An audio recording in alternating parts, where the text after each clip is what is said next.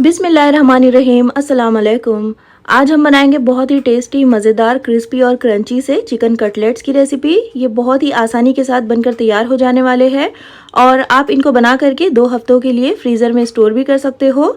और मज़ेदार से इन चिकन कटलेट्स को आप एज ए इवनिंग स्नैक बनाएं या फिर बच्चों को लंच बॉक्स में बना कर दें। बहुत ही ज़्यादा ये टेस्टी लगते हैं। किसी भी दावत या पार्टी के लिए बहुत ही आसानी के साथ आप इनको बनाकर तैयार कर सकते हो। तो फिर चलिए फटाफट से रेसिपी को शुरू करते हैं। तो सबसे पहले यहाँ पर मैंने 200 ग्राम के जितना बोनलेस चिकन लिया हुआ है। इसको पैन में डालेंगे और इसी के साथ 1 टीस्पून अदरक लहसुन का पेस्ट डालेंगे और 2 से 3 हरी मिर्चों को इस तरह से मैंने बारीक सा क्रश कर लिया है, वो इसमें डालकर लो फ्लेम पर इन दोनों को अच्छी तरह से मिलाते हुए चिकन के साथ भूनेंगे जब तक कि चिकन का कलर जो है वो वाइट नहीं हो जाता।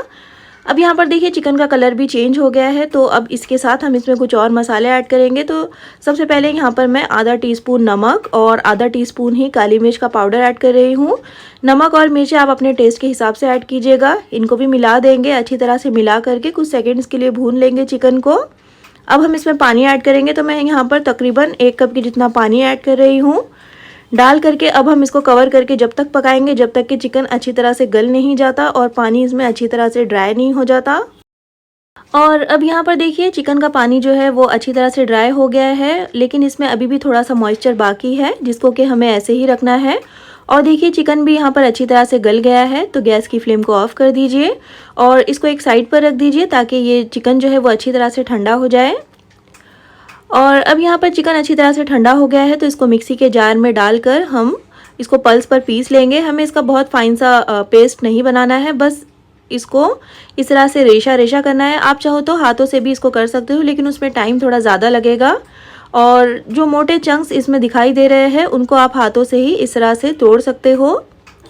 देखिए इस तरह से हमारे चिकन अच्छी तरह से रेशा हो गए हैं। तो अब हम इसमें बाकी की चीज़ें ऐड करेंगे। तो यहाँ पर मैंने तकरीबन 2 मीडियम साइज़ के आलूओं को इस तरह से बॉईल करके मैश कर लिया है, वो इसमें डालेंगे। और इसी के साथ हम इसमें आधा कप ग्रेट की हुई कैरेट, आधा कप बारीक कट किया हुआ कैप्सिकम और आधा कप बारीक कट किया हुआ कैबेज और थोड़ा सा हरा धनिया इसमें डालेंगे। और इसी के साथ हम इसमें थोड़े से मसाले और डालेंगे। तो मसालों में मैं इसमें सिर्फ भुने हुए ज़ीरे का पाउडर ऐड कर रही हूँ 1 टीस्पून और आधा टीस्पून नमक डालेंगे वेजिटेबल्स के हिसाब से। चिकन में हमने पहले से ही नमक ऐड किया हुआ है। और आधा टीस्पून मैं इसमें चिली फ्लेक्स ऐड कर रही हूँ। मिर्चें आप अपने टेस्ट के हिसाब से ऐड कीजिएगा। आधा नींबू का रस इसमें ऐड कर लीजिए जिससे कि बहुत अच्छा फ्लेवर आएगा। अब इन सारे वेजिटेबल्स को, चिकन को, आलू को और मसालों को अच्छी तरह से मिला दीजिए और अच्छी तरह से मिक्स कर दीजिए। ये जो सारे मसाले हैं, वेजिटेबल्स है, वो अच्छी तरह से मिल जाने चाहिए। और यहाँ पर आलू की क्वांटिटी आप थोड़ी सी बढ़ाकर भी डाल सकते हो या फिर अपनी पसंद का कोई और वेजिटेबल्स भी आप यहाँ पर ऐड कर सकते हो। और देखिए अच्छी तरह से मैंने इनको मिला दिया है। तो अब हम इनके कटलेट्स बनाएंगे। तो थोड़ा सा पोर्शन हाथों में लेकर इसको इस तरह से रोल बना करके थोड़ा सा फ्लैट कर दीजिए। इसी तरह से हमारा एक ओवल शेप का कटलेट बनकर तैयार हो गया है।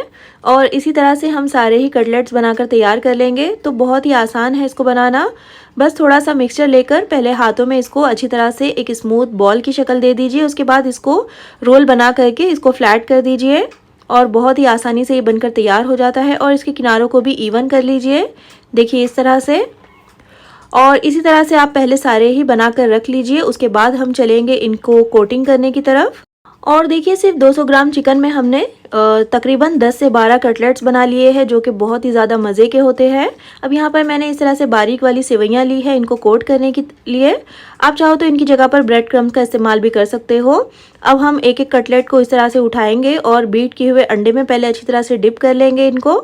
और उसके बाद हम इन सेवइयों में इनको अच्छी तरह से कोट कर लेंगे। और इन सेवइयों को मैंने हाथों से ही अच्छी तरह से तोड़ लिया है, इसके छोटे छोटे पीसेस कर लिए हैं। और क्योंकि अंडे में डिप किया था तो सेवइयाँ जो है वो अच्छी तरह से इसके ऊपर स्टिक हो जाती है। अब देखिए इस तरह से हमारे सारे कटलेट्स ही बनकर तैयार हो गए हैं। और इस पॉइंट पर आप इनको डीप फ्रीज़र में फ्रीज़ भी कर सकते हो तकरीबन 2 हफ्तों के लिए। तो अब चलिए इनको फ्राई कर लेते हैं। तो फ्राई करने के लिए एक पैन में मैंने ऑयल को अच्छी तरह से गर्म किया हुआ है। मीडियम हाई फ्लेम पर ऑयल को अच्छे से गर्म कर लीजिए और ये कटलेट्स एक एक करके इसमें डाल दीजिए।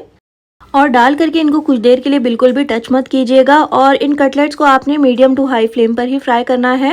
गैस की फ्लेम लो रही तो ये जो कटलेट्स है वो सारा ऑयल एब्जॉर्ब कर लेंगे। अब देखिए इनको फ्राई होते हुए कुछ देर हो गई है तो हम इनकी साइड को चेंज कर लेंगे। और साइड को चेंज करते हुए भी आपने इनको मीडियम टू हाई फ्लेम पर ही फ्राई करना है। चिकन और आलू जो है वो अच्छी तरह से पका हुआ है और जो वेजिटेबल्स हैं उनको हमें बहुत ज़्यादा पकाने की ज़रूरत नहीं है। तो इसी तरह से इनको मीडियम टू हाई फ्लेम पर अलटते पलटते हुए जब तक फ्राई कर लीजिए, जब तक कि इन पर इस तरह से अच्छा सा गोल्डन ब्राउन कलर नहीं आ जाता और ये काफ़ी अच्छे से क्रिस्पी नहीं हो जाते। और देखिए सारे कटलेट्स ही हमारे अच्छी तरह से फ्राई हो गए हैं, तो इनको निकाल कर एब्जॉर्बेंट पेपर पर रख लीजिए, जिससे कि इनमें जो भी एक्स्ट्रा ऑयल होगा तो वो निकल जाएगा। इसी तरह से आपने सारे कटलेट्स ही मीडियम टू हाई फ्लेम पर फ्राई करके रख लेने हैं। और इसी के साथ हमारे बहुत ही मज़ेदार से एकदम बेहतरीन से क्रिस्पी और क्रंची से चिकन कटलेट्स बनकर तैयार है, जिसको कि हमने सिर्फ 200 ग्राम चिकन से बनाया है। और इतने सारे और इतने मज़े के ये चिकन कटलेट्स बनकर तैयार हुए हैं।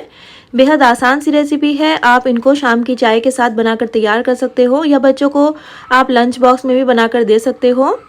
ट्राई ज़रूर कीजिएगा इस आसान सी और मज़ेदार सी चिकन कटलेट्स की रेसिपी को। और अगर रेसिपी पसंद आई हो तो प्लीज़ इसको लाइक और चैनल को सब्सक्राइब करना बिल्कुल भी मत भूलिएगा। तो फिर इंशाल्लाह मिलते हैं नेक्स्ट वीडियो में एक और बहुत ही अच्छी सी रेसिपी के साथ। तब तक के लिए अल्लाह हाफिज़।